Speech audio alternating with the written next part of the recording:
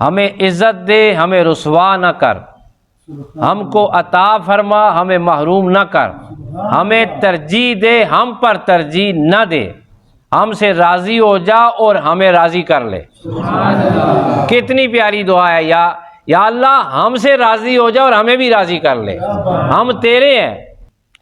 الحمدللہ رب العالمین والعاقبۃ للمتقین والصلاة والسلام علی رسولہ الکریم، اما بعد فاعوذ باللہ من الشیطان الرجیم، بسم اللہ الرحمن الرحیم، ان اللہ وملائکتہ یصلون علی النبی یا ایہا الذین آمنوا صلوا علیہ وسلموا تسلیما۔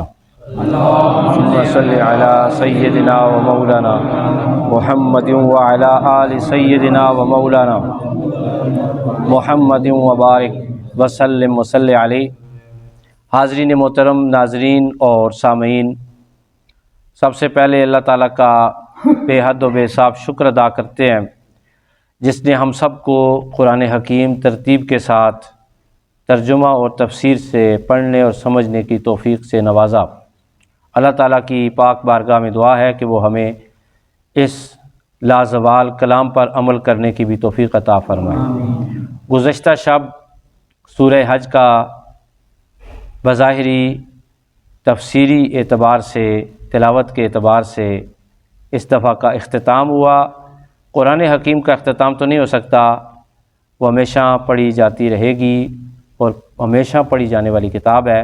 بہرحال ہم نے ایک دفعہ مطالعہ کیا، سورہ حج ختم ہو گئی اور آج الحمدللہ سورہ مومنون کی ابتدا ہے، اور آج سورہ مومنون کا تعارف بیان کیا جا رہا ہے۔ تو سلسلہ دورہ تفسیر القرآن پارہ نمبر 18 کا بھی یہاں سے آغاز ہو رہا ہے، اور سورہ مومنون کی آیات ہیں 118، اس کے 6 رکوع ہیں، اور بالاتفاق یہ مکی سورہ شریف ہے۔ یہ وہ دور ہے جو کہ تقریباً آقا علیہ الصلوۃ والسلام نے مکہ میں تقریباً 6-7 سال جب گزارے تھے اعلان نبوت کے بعد، تو جو کفار تھے وہ آپ کے اور آپ کے ماننے اور چاہنے والوں کے دشمن تو بن چکے تھے، لیکن ان کی جو دشمنی اور سازشیں ہیں وہ اس انتہا کو ابھی پہنچے نہیں تھے۔ یہ سورہ شریف جو ہے اور اس کا جو نام ہے یہ ماخوذ ہے اس کی پہلی آیت کریمہ سے، قد افلح المؤمنون، تو یہاں سے لیا گیا۔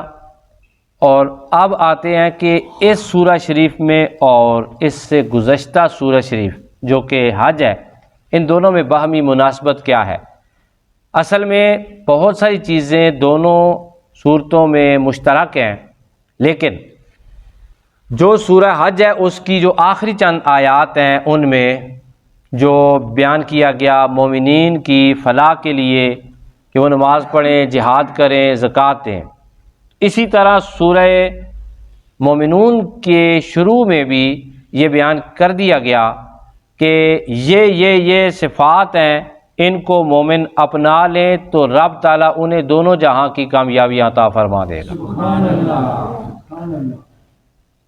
تو اس مناسبت کے اعتبار سے بہت ساری اور چیزیں بھی ان دونوں صورتوں میں مشترک ہیں جو کہ انشاءاللہ تعالیٰ دوران مطالعہ ہمیں معلوم ہوں گی۔ اس کے بعد جو لفظ مومنون ہے یہ مومن کی جمع ہے۔ یہ کس کی جمع ہے؟ مومن کا معنی ہوتا ہے ایمان قبول کرنے والے، ایمان لانے والا، مومن ایمان لانے والا۔ اور اس کے ساتھ ساتھ ایک لفظ اور استعمال ہوتا ہے مسلم، ایک ہے مومن ایک ہے مسلمان۔ مومن اور مسلمان میں کیا فرق ہے؟ مسلم اور مومن میں کیا فرق ہے؟ مومن کیا کہتے ہیں؟ لغوی معنی مومن کا ہوتا ہے ایمان والا، کیا معنی ہوتا ہے؟ ایمان والا۔ اور مسلمان کا لغوی معنی کیا ہوتا ہے؟ جس نے سر تسلیم خم کر لیا ہو اللہ کے سامنے، سر تسلیم خم کر لیا ہو۔ دانشور، عظیم دانشور تھے، بڑی اچھی خوبصورت باتیں کرتے تھے، بڑا مختصر جواب دے کے مفہوم سمجھانے کی کوشش کرتے تھے، ان کے ماننے والوں کی تعداد بھی بہت ہے، عام سے بندے تھے، دانشور کا ٹائٹل بھی انہیں میں اشفاق احمد۔ ان سے کسی نے پوچھا کہ مومن اور مسلمان میں کیا فرق ہے؟ انہوں نے کہا تھا، بڑا مختصر جواب دیا کہ مومن وہ ہے جو اللہ کو مان لے، مسلمان وہ ہے جو اللہ کو مان لے، مسلمان وہ ہے جو اور مومن وہ ہے جو اللہ کی مان لے۔ مومن کون ہے؟ جو اللہ کی مان لے، یعنی مومن سراپائے عمل ہوتا ہے اور مسلمان سراپائے عقیدہ ہوتا ہے، دونوں جب جڑتے ہیں تو مصطفیٰ کا پیارا امتی ہوتا ہے جی۔ دونوں صفات انسان کے اندر، وہ مومن بھی ہو اور مسلمان بھی ہو، مسلمان بھی ہو اور وہ مومن بھی ہو۔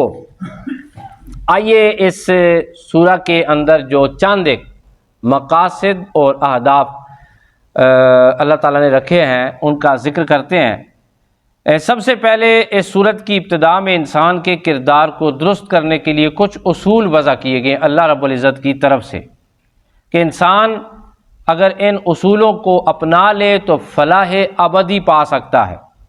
ترمذی شریف حدیث کا نمبر 3173، حضرت عمر فاروق رضی اللہ تعالیٰ عنہ بیان فرماتے ہیں کہ ایک دفعہ ہم آقا علیہ الصلوۃ والسلام کے پاس موجود تھے تو رحمت عالم صلی اللہ علیہ وسلم پر وحی کا سلسلہ جاری ہو گیا۔ تو آقا علیہ الصلوۃ والسلام پہ جب وحی نازل ہوتی تھی تو کڑاکے کی سردی ہوتی تھی، لیکن وہ ظاہر ہے کہ آسان کام نہیں ہے، تو اس کی 3-4 صورتیں ہوتی تھیں۔ فرشتہ سامنے آ کے بات کرتا تھا، پردے کے پیچھے سے کلام سنائی دیتا تھا، یا پھر آپ غنودگی کی سی کیفیت میں ہو جاتے تھے، آنکھیں بند کر لیتے تھے، اور جب وحی کا نزول ہوتی سردی، صحابہ کہتے ہیں آپ کے ماتھے سے پسینے کی بوندیں موتی بن کے نیچے گر رہی ہوتی۔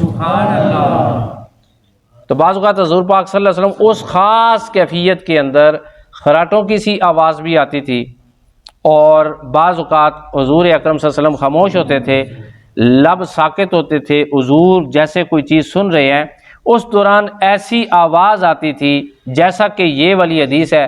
حضرت عمر بن خطاب رضی اللہ تعالیٰ عنہ بیان فرماتے ہیں کہ ہم نے سنا جیسے شہد کی مکھیوں کے بن بنانے کی آواز آتی ہے۔ کچھ وقت کے بعد آقا علیہ الصلوۃ والسلام پر وہ وحی کا جو سلسلہ تھا وہ ختم ہو گیا۔ آقا علیہ الصلوۃ والسلام نے اپنی مبارک آنکھیں کھول لیں، ہم نے دیکھا کہ حضور پاک نے اپنا چہرہ مبارک کعبے کی طرف کر لیا، آپ نے اپنے ہاتھ بلند کر لیے اور بڑے مزیدار دعا کی آقا علیہ الصلوۃ والسلام نے۔ آقا علیہ الصلوۃ والسلام نے دعا کی اللہ تعالیٰ کی بارگاہ میں یہ دعا کی کہ اے الہ العالمین، ہمیں زیادہ دے، ہم سے کم نہ کر، ہمیں عزت دے، ہمیں رسوا نہ کر، ہم کو عطا فرما، ہمیں محروم نہ کر، ہمیں ترجیح دے، ہم پر ترجیح نہ دے، ہم سے راضی ہو جا اور ہمیں راضی کر لے۔ کتنی پیاری دعا ہے، یا اللہ ہم سے راضی ہو جا اور ہمیں بھی راضی کر لے، ہم تیرے ہیں، ہم تیرے ہیں، ہمیں بھی راضی کر لے، یعنی کہ جو ہمارے دلوں کی دعائیں یا اللہ وہ بھی قبول فرما لے۔ پھر نبی پاک صلی اللہ علیہ وسلم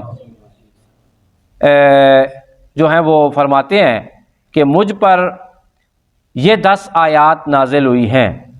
پھر آقا علیہ الصلوۃ والسلام نے فرمایا جس نے ان 10 آیات کے احکام پہ عمل کر لیا رب اسے جنت میں داخل فرما دے۔ پھر حضور پاک صلی اللہ علیہ وسلم نے سورہ مومنون کی پہلی 10 آیات پڑھی ہیں، اور جس وقت ہم پڑھیں گے تو آپ کو اندازہ ہوگا کہ ان آیات میں انسان کی کتنی کردار سازی ہے۔ اگر یہ آیات ہم اپنے خون میں اتار لیں، دلوں میں اتار لیں، اپنے تخیل اور سوچوں میں اتار لیں، اپنے پاس رکھیں، تو یقین کریں انسان کبھی بھی بھٹک نہیں سکتا کہ اللہ کیا کہہ رہا ہے، ہمیں وہی راستہ اختیار کرنا ہے۔ چھوٹی چھوٹی باتیں اللہ نے بڑے مزے سے بتائی ہیں، بڑے پیار سے بتائی ہیں اللہ تعالیٰ نے۔ اس کے بعد میرے پیارے دوستو، انسانی پیدائش کے مراحل اللہ پاک نے ذکر فرمایا کہ دیکھو تمہارا خدا تمہیں کیسے پیدا کرتا ہے۔ زیتون کے درخت اور تیل کا ذکر ہوا، مویشیوں پر اور جہازوں پر سواری کا ذکر ہوا، قوم نوح کا بڑی ڈیٹیل کے ساتھ ذکر ہوا، حضرت ہود علیہ السلام اور ان کی قوم کا ذکر ہوا، حضرت ہود علیہ السلام اور ان کی قوم کا ذکر ہوا، حضرت موسیٰ اور حضرت عیسیٰ ان دونوں پیغمبروں کا ذکر ہوا۔ تمام رسولوں سے اللہ پاک نے اسی صورت میں بیک وقت خطاب بھی فرمایا، اے رسول، ٹھیک ہے۔ اور مومنین کی کچھ اور یعنی 5 صفات اللہ تعالیٰ نے بیان فرمائی، اور سب سے آخر میں مشرکین کا رویہ ذکر ہوا، ان کی باتیں ذکر ہوئیں کہ وہ نبی پاک صلی اللہ علیہ وآلہ وسلم کو کیا کہتے تھے، کیا ڈیمانڈ کرتے تھے۔ تو اس سورہ شریف میں بہت کچھ ہے اور بہت سیکھنے کے لیے ہے، بہت روحانیت ہے، ذکر انبیاء ہے، خدا تعالیٰ نے انسان کو ان کے کردار سے آگاہ کیا ہے۔ اللہ تعالیٰ کی بارگاہ میں دعا ہے کہ وہ ہم سب کو قرآن حکیم کے ساتھ جڑے رہنے کی توفیق عطا فرمائے، اور ہمیشہ قرآن پڑھ کر سونے کی توفیق عطا فرمائے، قرآن سمجھنے کے شوق اور ذوق عطا فرمائے، تھکاوٹ کے باوجود، مجبوریوں کے باوجود، بخار کے باوجود، درد جسم میں ہے اس کے باوجود اللہ میں ایسا شوق عطا فرمائے کہ میرے سمیت اور آپ سمیت ہم اگر مر بھی جائیں تو قبر میں بھی ہم کہیں یا اللہ درس قرآن سنا، ہم تو قرآن مجید یا پڑھنے کی توفیق دے یا سننے کی توفیق دے۔ تو یہ سب بیماریوں کے باوجود اللہ تعالیٰ ہمیں شوق سے قرآن کی مجلس میں بیٹھنے کی توفیق عطا فرمائے، مجبوریوں کو اللہ تعالیٰ بالائے طاق رکھنے کی توفیق عطا فرمائے۔ وآخر دعوانا ان الحمد للہ رب العالمین۔